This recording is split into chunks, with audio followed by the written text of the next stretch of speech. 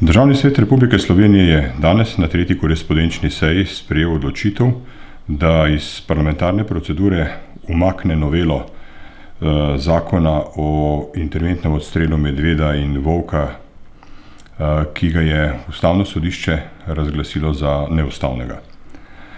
Odločitev državnih svetnic in svetnikov sledi formalni vsebini odločitve Ustavnega sodišča Republike Slovenije, ker ni možno obravnavati novele na zakon, ki je neustaven oziroma suspendiran.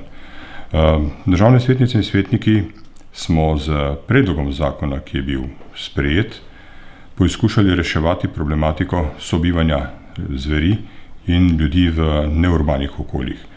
Z odločitvijo Ustavnega sodišča se ta problematika postavlja nazaj na izhodiščno stanje. Torej, Ustavno sodišče ni presojalo vsebine zakona, presojalo je le odnose med zakonodajno in izvršno oblastjo v luči predloga in sprejema tega zakona. Pri iskanju te nove rešitve Državni svet ne more več sodelovati, ker je sodba Ustavnega sodišča formalno Državnemu svetu onemogočila, da se v te procese iskanja rešitve aktivno vključuje. Sedaj je na potezi Vlada Republike Slovenije, ki problem rešuje z odlokom.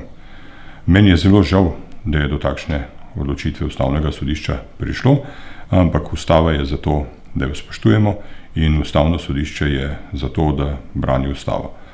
V Državnem svetu bomo še naprej spremljali razvoj te problematike in seveda pozorno opazovali, kakšne rešitve bodo predlagane, in pri tem asistirali civilni družbi, tako naravovarstvenikom kot prizadetim kmetom in ljudem živečim v okoljih, kjer se pojavljata medved in volk in povzročata težave lokalnemu prebivalstvu. Naša vloga, kot rečeno, ne bo več zakonodajna, bomo pa pozorno spremljali, kakšne odloke bo sprejela vlada, in tudi tu izražali svoja mnenja in zagotovo mobilizirali civilno prebivalstvo v iskanju čim boljše rešitve in dobremu partnerskemu odnosu z Vlado Republike Slovenije.